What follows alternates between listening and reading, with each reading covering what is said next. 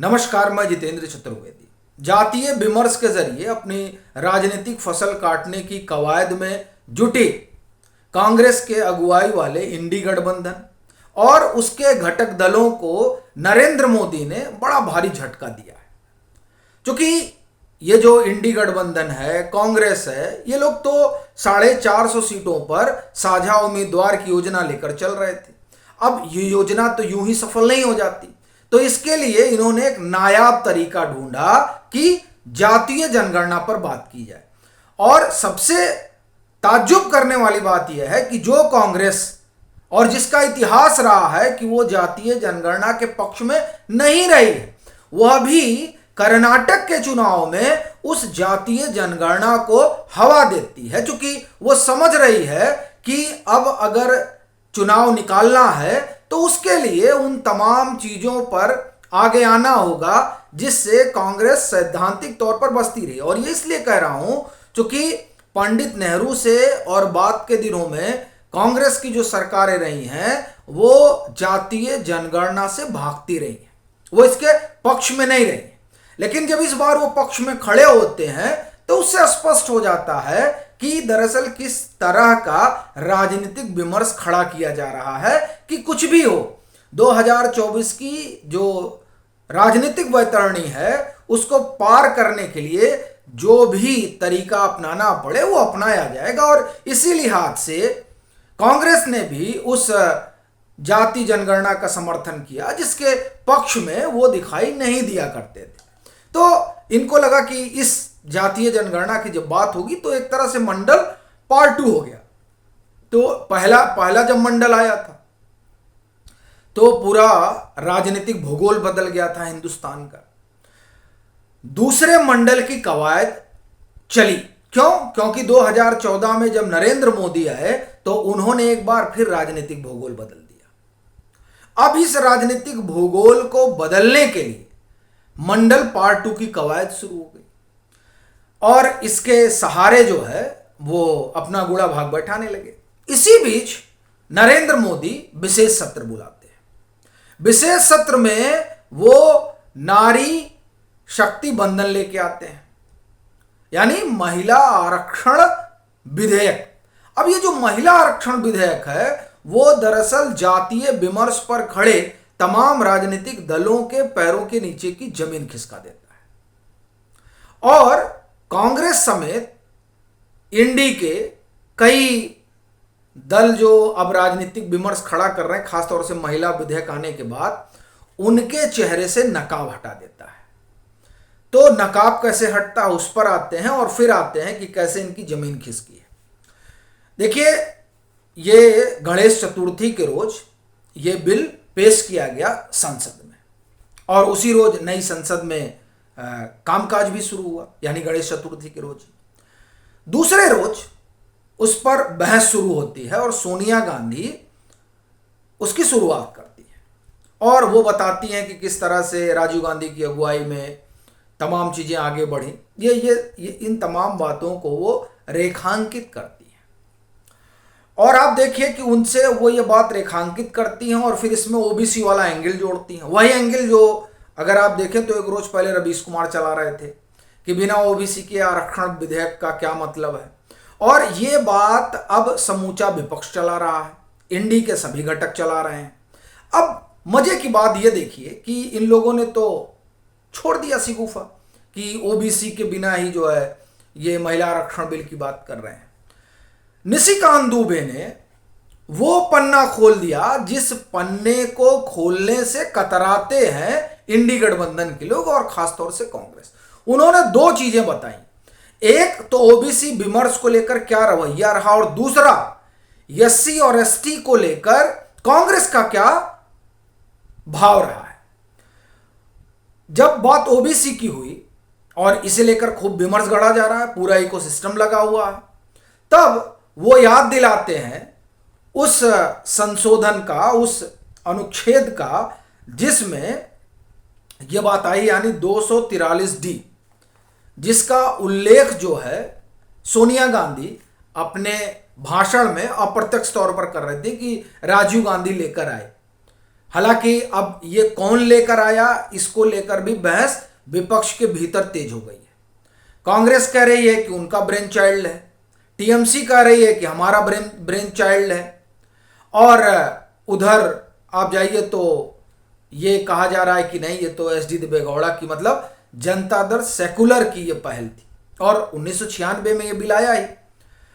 और आप देखिए उधर ललन सिंह ने बड़ा लंबा लंबा भाषण दिया और उसमें कहा अरे ये तो हम लोग लेकर आए, मतलब महिलाओं को का जो ये प्रतिनिधित्व वाला मसला है उसमें कहा नहीं नहीं साहब हम अग्रणी हैं।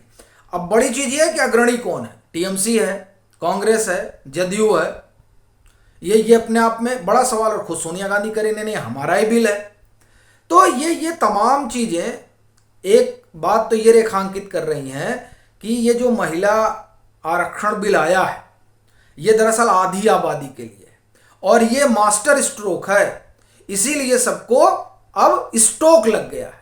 ये स्ट्रोक है तो अब सबको स्ट्रोक लग गया, आघात लग गया है बिल आने के बाद कि इनकी जातीय जनगणना तो गई काम से। अब यहां तो जो आधी आबादी है उसी को नरेंद्र मोदी अपने पाले में किए जा रहे हैं। इसीलिए जब ये कहा गया कि नहीं, जैसे कांग्रेस ने, सोनिया गांधी ने खुद कहा नहीं हमारा इनिशिएटिव था, तब निशिकांत दुबे ने कई चीजें करेक्ट की।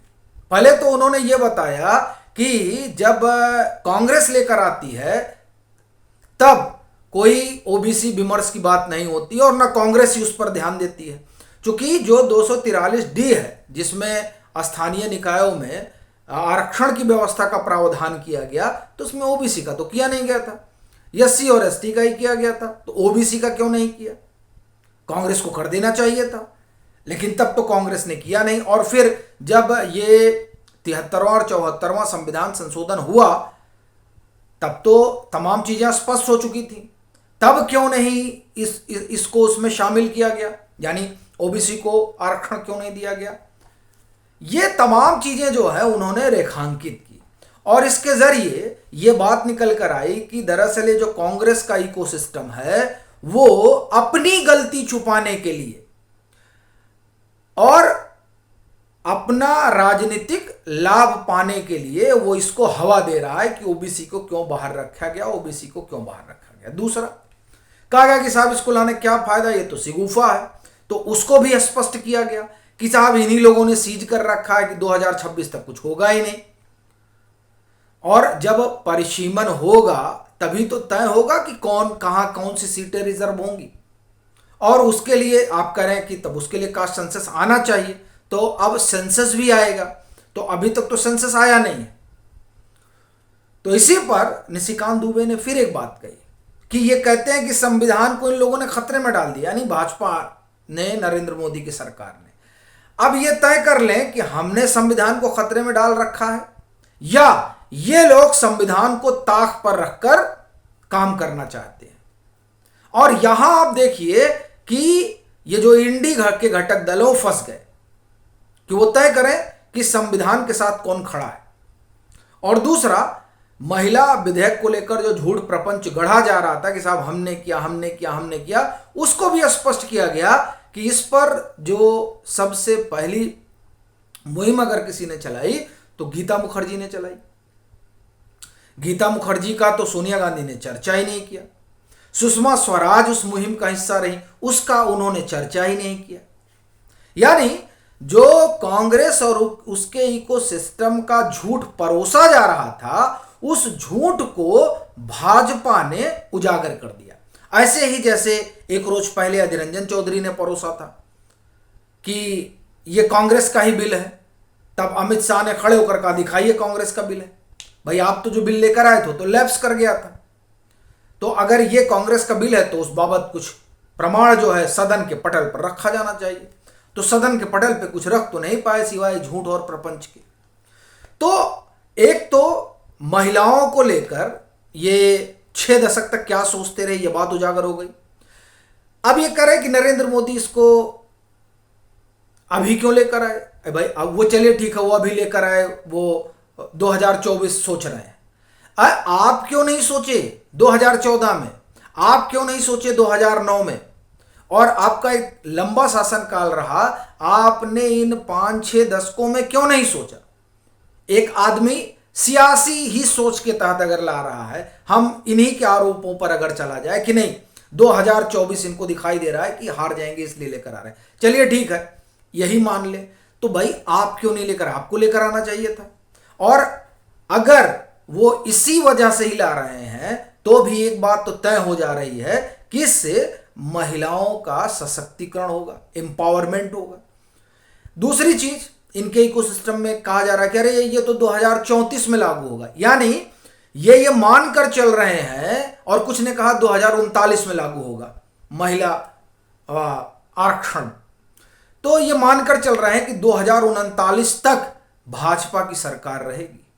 या आप देखिए कि ये दरअसल जो महिला आरक्षण बिल है, इस बिल पर चर्चा, और इस चर्चा के दरमियान जो इकोसिस्टम का अपना एनालिसिस है, उससे एक बात साफ हो जा रही है कि ये लोग अंदर से टूटकर बिखर गए हैं और मानकर चल रहे हैं कि जो कांग्रेस का नेतृत्व है उसकी अगुवाई में 47 तक की जो रूपरेखा प्रधानमंत्री नरेंद्र मोदी ने खींची है, उसी रूपरेखा में सब चलेंगे। ये लोग लौट कर आने वाले नहीं हैं 2047 तक।